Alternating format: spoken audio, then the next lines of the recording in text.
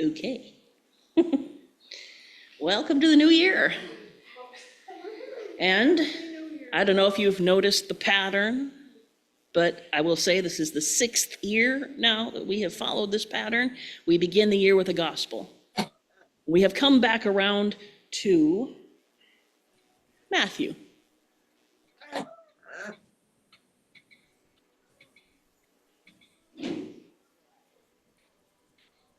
And let me see here. Hang on a sec. I think we need to do a mute all, Dan. The thing about Matthew, right, has a reputation of being the gospel aimed chiefly at Jewish people, right? And there are very valid reasons for thinking that. But when you sit down to read any book, you need to ask yourself a few questions, right? A lot of people, they just kind of plunge into, and this is particularly true with nonfiction, right? You need to ask yourself some questions, such as, who was this written for originally? You approach a book very differently if you know it was written by a scholar for other scholars, right? Than you do if it was written by a popular celebrity for a general audience. In addition, right, sometimes the structure really matters. So I know generally when we read the Bible, we tend to be engaging strictly with the text as it comes. You just kind of open the book and start reading. But since we're going to start this study of Matthew, I wanted to take out a chunk of time so that we could look at questions like these, because it will help us follow the flow of the book. It is one of the longer Gospels, right? 28 chapters, as opposed to Mark, which is 16. I can't remember Luke at the moment, but it was like 24, 25, somewhere in that neighborhood. And then, of course, I think John is only 21. But Mark is structured in a really particular way.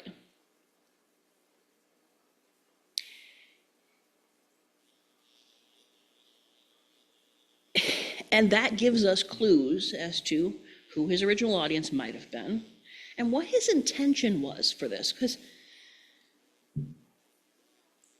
if you read a lot of history, which I do, you will find that no one sits down and writes a biography of someone for no reason.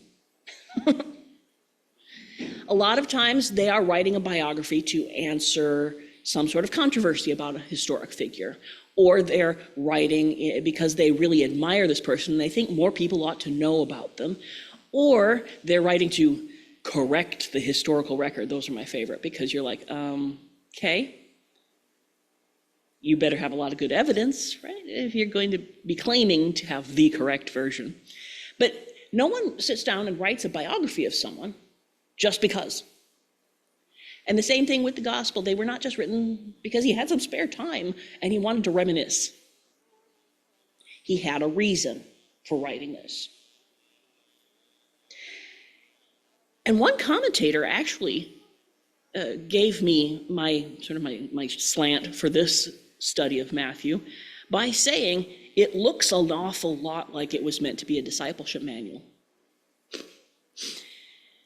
And meant to be a discipleship manual. Yeah. And so I thought, well, that's an interesting, I've never looked at Matthew that way before. So that's what we're going to do this quarter. We are going to look at this with the theory that Matthew was trying to make disciples, which, to say, you remember how the Gospel of Matthew ends. It's pretty abrupt. You've got the resurrection, yay, and then suddenly they're in Galilee, and Jesus gives them the Great Commission, and then the curtain drops. It's just like, that's it. So it is rather supported by the fact that that is the climax of the gospel, where he says, go and make disciples of all nations, baptizing him, and then. So look at the structure, right? Who wrote it? Matthew has been generally accepted as the author since early church times. And who was Matthew? Well, he was also known as Levi. He was a tax collector who got collected by Jesus. You get a cameo of that instance in Matthew 9:9. And his audience, just judging by the weight of Jewish material in here, he launches straight out with the genealogy. And the genealogy is heavy on the sort of names people drop in Jewish culture, right? Abraham, David, all of these names. And he is the most likely gospel writer to either quote or allude to Old Testament prophecy. So that's where the tradition got established, that he was writing to people of a Jewish background. But you also have to remember, he has an outward focus. You even see this in the first couple chapters, where it's a Jewish perspective, but they are looking toward the Gentile world already. Which, like we've mentioned, culminates then in that commission. All nations. This is not just for the Jews. And some people have speculated it was probably written for an audience initially somewhere like Syria and Antioch. That was that church that first sent out Paul and first Barnabas and then Silas to spread the gospel among the Gentile nations. They were of Jewish background, that community initially, but they were focused outward toward the Gentiles. And there are a lot of cities like that around the Mediterranean, so that was just kind of one of those stab in the dark. Well, maybe it was this city. Maybe it was a place like that. It was an audience like that. And unlike Luke and John, he doesn't give a sort of a purpose statement. You remember how Luke begins his gospel, right? He begins by saying, this is why I wrote this. This is why I did all this research. Many have undertaken to compile a narrative of the things that have been accomplished among us, just as those who from the beginning were eyewitnesses and ministers of the word have delivered them to us. And it seemed good to me also, having followed all things closely for some times past, to write an orderly account for you, most excellent Theophilus, that you may have certainty concerning the things you have been taught. That's his purpose statement. John also has a purpose statement. His is at the end.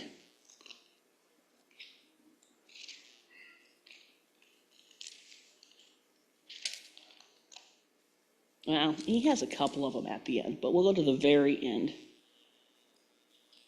first. And he's basically, there are many other things Jesus did. Were every one of them to be written, I suppose the world itself could not contain the books that would be written. And then if you jump back to the end of chapter 20, Jesus did many other signs in the presence of the disciples, which are not written in this book, but these are written that you may believe, right? So we have some gospels that do give you a purpose statement. Why was this written? Matthew doesn't do that. As far as I can tell, at no point in the gospel, according to Matthew, is there a statement that says, this has been written because of this, or for this purpose. But with the strong emphasis on discipleship and that closing commission, it's interesting to speculate. I'll put it that way. So let's do an overview, sort of the high-level view of the organization of the gospel first off. Now, Matthew particularly, and this is true to a slighter extent of the other synoptic gospels, but Matthew alternates between action and what they call discourse, speeches, long passages of talking. There are 5 of those long passages of talking, some longer than others, but they are interspersed with action. And if you watch closely, you will find that the action surrounding each discourse somehow meshes with the content of the discourse. For example, first major segment, chapters 1 through 4, are the origin story, how he was born, how he entered public ministry, and then that first discourse, chapters 5 through 7, known as the Sermon on the Mount, they talk about what it means to be a disciple. And this is a discourse that is specifically said to be given to his new disciples. What does it mean to be a disciple? What does a disciple look like? And how does a disciple behave?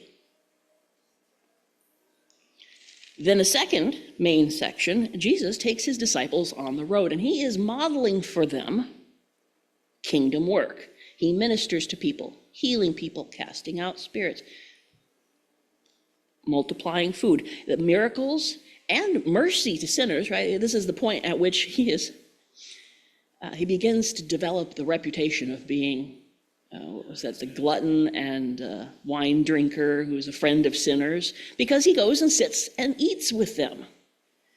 He shares a meal, which has significance in that culture. You don't sit down to dinner with someone unless you have some sort of bond, connection, friendship, family, something like that. So he's taking his disciples all these different places and showing them what the kingdom work looks like. And that leads up to Jesus sending them out on their own foray into kingdom work. That's chapter 10, where he's telling them, you know what, I'm going to send you out, and here's what you're supposed to do, and here's what you should be aware of. I find it interesting, one of the things he says to beware of is the fact that do not think I have come to bring peace. I have not come to bring peace, but a sword. The gospel is going to be divisive. It's going to set people against one another. And that naturally happens when some accept it and others reject it. Because it is that deep fundamental change that then divides people. People who used to do the same things, go the same places, think the same general thoughts, now have a conflict. One wants to just go on the way it always has been, but the other says, no, I can't go on the way things have always, because I'm not the way I've always have been. Jesus changed me. And that's where conflict starts to arise. And I think it's interesting that he warns them against that. And we'll talk, what is it? This one's set for week 4, I think, so close to the end of this month. That when he's teaching them about what they're going to be doing in kingdom work, this is one of the things he warns them about. So then the third main section, conflict begins to stir, right? So the kingdom has broken into this world, and the conflict that he warned them about is now breaking. He faces doubts from John, disbelief from among those he has worked among and his own family, and accusations from the authorities. They want signs. He's performed signs, but no, they want him to perform some sort of a special miracle to prove to them. Nobody who ever says that is ever going to accept any proof, by the way. And so this leads to a discourse that is chiefly in parables. The sort of things that they often have a very pointy end to them. They goad people. The fourth main section, sharpening the focus around Jesus' identity as Messiah and what that really means. That reaches its climax in the Transfiguration.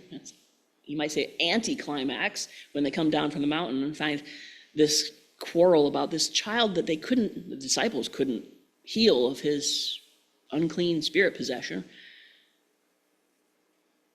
which I was thinking, after you go up and you see this glorious sight on the mountain, you come down and you face this. And you're like, things were going so well yesterday. But that then leads to a discourse that lays out the basics of what it means to be a child of the kingdom, right? Because they're sitting there worried about who among us is the greatest disciple, who's the first disciple, the leader, the most important one. And Jesus is all, you know what? The kingdom makes that irrelevant because it works differently than you've ever seen anything work before. So that whole discourse is about, what does it mean to belong to the kingdom? What's the kingdom like? And the answer is generally, not like anything you've ever seen before. And this is where things start accelerating. From chapter 19 onward, we start to basically, Matthew groups things not necessarily in a strict chronological order, because we know from other gospels that Jesus went back and forth sometimes between Galilee and Judea. When Judea got a little too hot, he'd go back to Galilee and do some more ministering. Then he'd come back further. Matthew doesn't arrange it that way. His is more thematic, really. And at this point, then he says Jesus heads for Judea, because the end of the story is, we're building to that right now. So from chapter 19 onward, you have the approach to Jerusalem, the triumphal entry and driving people out of the temple, and conflict with face-to-face, right up front conflict with the authorities. And his last main discourse, chapters 24 and 25, are that long and really difficult passage about the end times, basically the end of the age and the consummation of the kingdom. And then the plot, the betrayal, the crucifixion, the resurrection, and that final commission. That's how Matthew has set up his good news about Jesus. You can see how things play back and forth, and what he says in those long discourses really does reflect sort of stages along the way in the training of his disciples, and you might say the evolution of his ministry. So with the first section, we're going to take a look at the first two chapters of Matthew. We're going to take a look and see if we can find any indicators of the questions we talked about. Now, no modern writer would ever begin a book with Abraham was the father of Isaac, and Isaac the father of Jacob, and Jacob the father of Judah and his brothers, and Judah the father of Perez and Zerah by Tamar, and Perez the father. You don't start with who begat whom. That's one of the first things they tell you in writing class. You jump off into something that people will find immediately gripping. Because if you haven't got them by the first couple, 3 sentences, you haven't got them at all. But here's Matthew. Abraham, Isaac, Jacob, Judah, Perez, Hezron, Ram, Amminadab, Nahshon, Salmon, Boaz, and you're like, And then when you startle awake again, oh, David, I know that one. Okay, you found me a place where I can I recognize that one. Because you've got a combination here. Some names really well known. I mean, like the most well known, best loved names in Jewish history, Abraham and Isaac and Jacob. What was it that God went by as a name, as a sort of a an identifier, the God of Abraham, Isaac, and Jacob. So you've got these big names. You've got Boaz. Oh, Boaz. Well, Boaz, he married Ruth. I remember that story. You go a little bit further back, and this is another thing that kind of I find curious, and a lot of people have commented on this. A Jewish genealogy that references 4 women. That's unusual. You go through Numbers, you go through Chronicles, all these genealogies, there's only one instance in which women are mentioned that I know of, and those are the daughters of a man who had no sons. And that's a whole story by itself, where he had no sons, and the daughters were like, well, what's going to happen to our inheritance? Dad had no sons. There's only us. And we don't want our inheritance being scattered out to the other tribes, right? So what are we going to do about this? And the decision that the Lord handed down was, whoever they marry takes their family name, so that usually that's the only mention of women you find in genealogies in Jewish history. Matthew gives us Tamar. Remember her story? She was married to one of Judah's sons. He was struck dead by God because he didn't behave himself well. She married the second one. He's struck dead by God because he didn't behave very well. And there was one son left, and nothing happened. And she's like, right. I'm not having any of this. I'm not going to be one of those spare women you see around here. No. So she goes and, disguises herself and then gets pregnant by her father-in-law. That's the sort of woman that Matthew puts in his genealogy. And then we have Rahab, not even an Israelite woman, but also described as a prostitute. Okay. Then we have Ruth, not an Israelite either, but faithful, who claimed the God of Israel as her God because she loved her mother-in-law so much. Then we have the wife of Uriah. Not even after all this time does she get to be known as David's wife. And you know her story, so you know why. Bathsheba. So you have these women. Why would Matthew mention them? Well, he doesn't give a reason, but it does make you think, doesn't it? And if you know these names, and genealogy was a big thing in Jewish culture, you knew your family tree. I couldn't trace mine back 14 generations, let alone 3 groups of 14. But that was a big thing. And you knew these names, and you knew God's grace is at work here. And then you come down to the end. After the deportation to Babylon. It's just a little phrase, but it's the lowest point of Israel, where God's people were uprooted from the promised land and scattered throughout a foreign kingdom because they had so provoked God with their sins, right? So you go from Abraham, the promise of Abraham, I'll make you a father of many nations. You've got David, a man, you'll never fail to have a man on the throne. And then you've got the deportation to Babylon, which appeared to be sort of the nullification of all these other promises. But you have after the deportation, Jeconiah, the father of Shealtiel. Shealtiel, the father of Zerubbabel. That's one of my favorite Old Testament names, by the way. It's just so fun to say, Zerubbabel. But he is also the one who rebuilt the temple.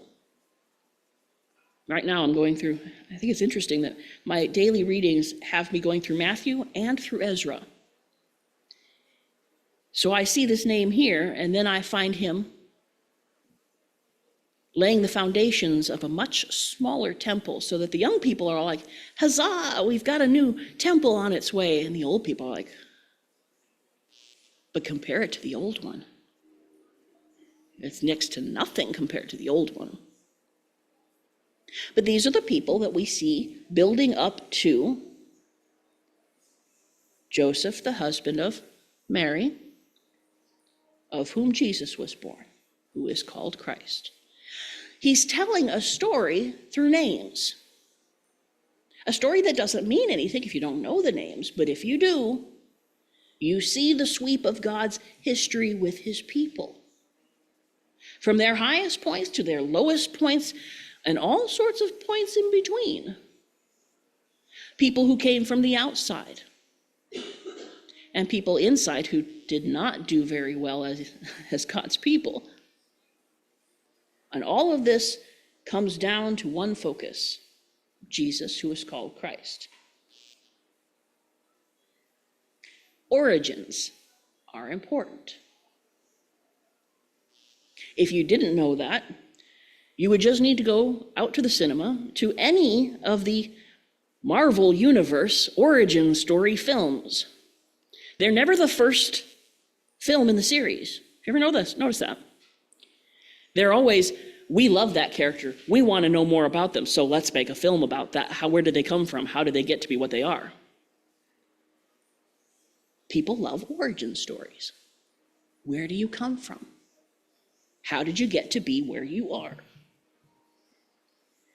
And the birth itself, Matthew takes a really unique view of it. Mark, of course, ignores it altogether. John throws it all the way back to beginning, like the creation itself. And then Luke is very meticulous, following Mary's path through, because obviously Joseph didn't have a whole lot to do with this. But Matthew follows Joseph. You might think, well, yeah, that's kind of a stereotypical Jewish approach to things. But think about this. Who was it that protected and provided for this mother and child? A lot of the story depends on Joseph, and we say things like he didn't have much to do with it. He's described as a just man and a compassionate man, which is not always found together.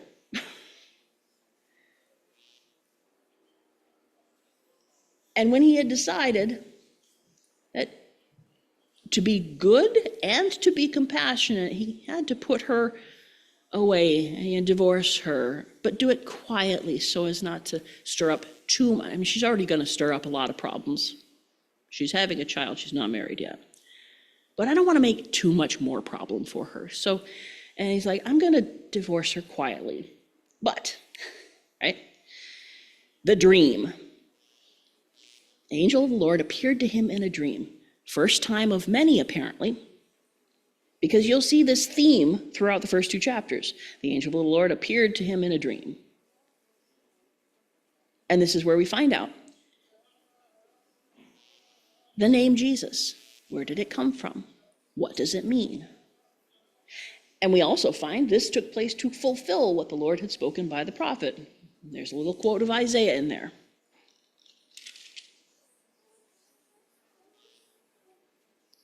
And then after the birth. Now, right, Luke, being very orderly and very chronologically minded, goes immediately after the birth, right? The angels and the shepherds and all of this that happened that very night. Matthew, on the other hand, he kind of skips 2 years. After Jesus was born, in the days of Herod the king, right? He's nailing this down to a specific time period.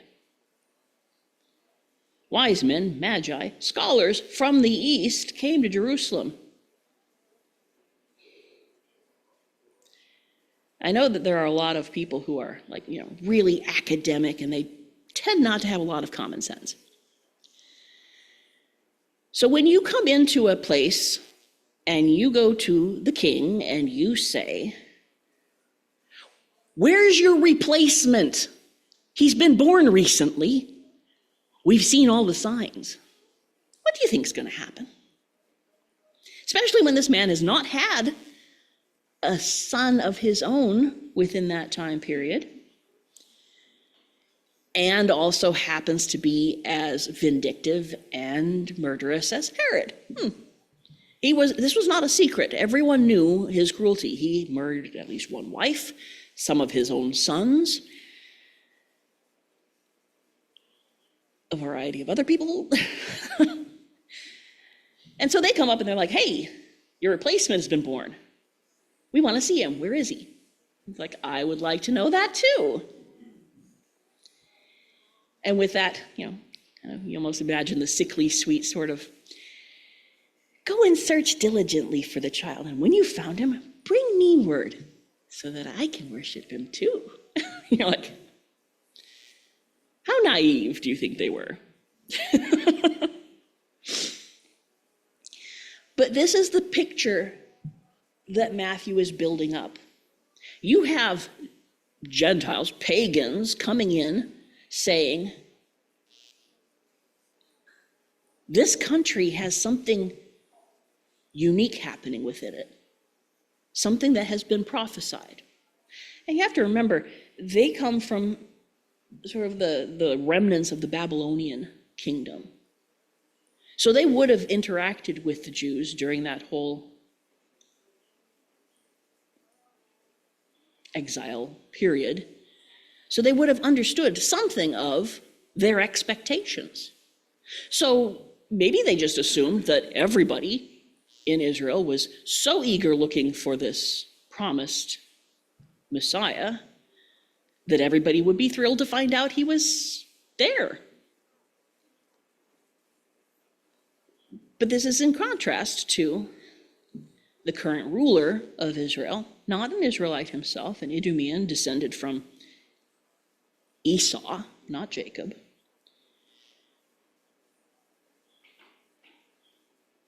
And his reaction is quite the opposite. Because they find him, they find Jesus, and it says they rejoiced exceedingly with great joy. These outsiders, these foreigners, these Gentiles who have no investment in this whatsoever are just thrilled to death that they found this person. And they fall down and they worship him. They offer him valuable gifts and treasures. And then, that phrase again, being warned in a dream. I think it's interesting that God had to go to that extent to tell them, do not go back and tell Herod this. No matter what he said. They departed to their own country by another way, right? So there's a lot of important dreaming going on. And immediately after they go, the angel of the Lord appeared to Joseph in a dream again and said, rise and take the child, his mother, flee to Egypt and remain there. And so you have this punctuation of this story with prophecy. When Herod is troubled, and this is so typical of the when Herod ain't happy, ain't nobody happy kind of thing. He says, when Herod the king heard this, he was troubled, and all Jerusalem with him.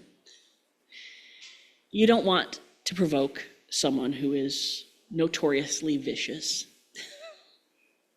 And he's provoked. So he asks, so what do the prophecies say? Where is he to be born? And they quote.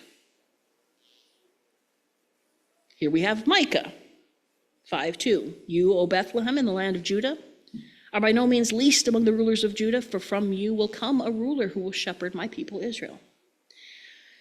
All right, there's one prophet. Joseph takes Mary and the child and takes them to Egypt, and that is to fulfill what the Lord had spoken by the prophet, out of Egypt I called my son. That's Hosea 11:1. Herod,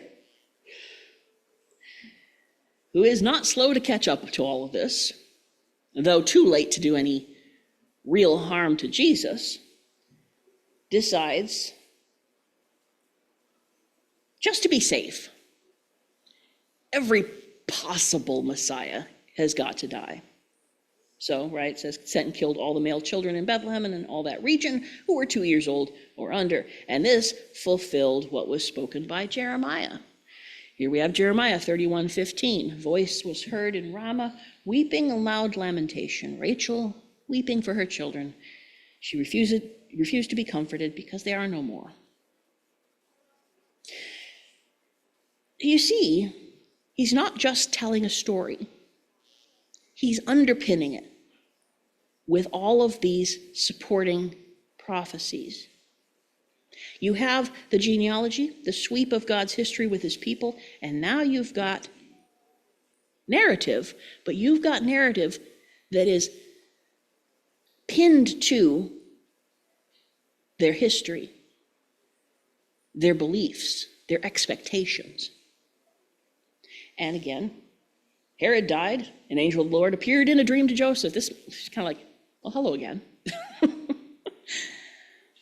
Rise and take the child and his mother and go to the land of Israel, for those who sought to take the child's life are dead. So he did so, but then he got there and found out that Herod may be dead, but his son Archelaus was in his place. And Archelaus, well, let's put it this way.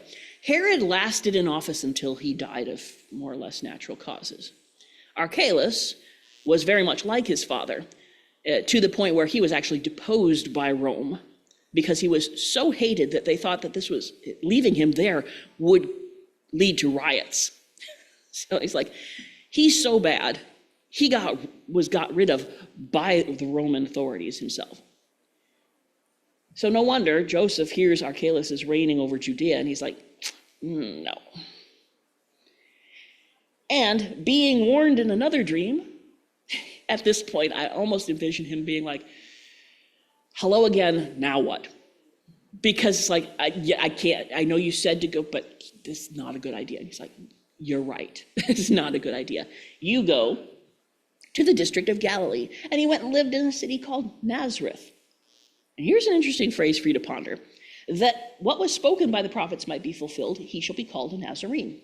There is no specific prophecy quoted here. And scholars have puzzled over this. And there are a couple of schools of thought.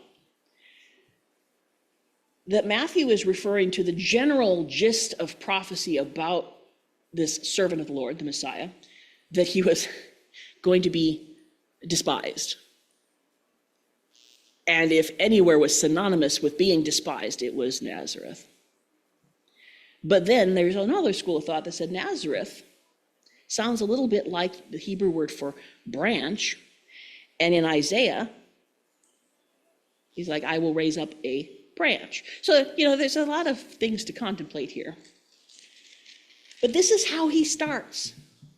So you can see his drift already, just from the first 2 chapters. So next week, your assignment is to read, and you can spend the whole week doing this. You don't have to do it all in one sitting, although it is a pretty quick read. Chapters 3, 4, and then chapter 5 through verse 20. Got that? 3, 1 through 5, 20. And we will gather again and discuss. All right, you can stop recording. I'm a minute over. So far, I'm not getting any nasty signals from the window, so I think we can venture.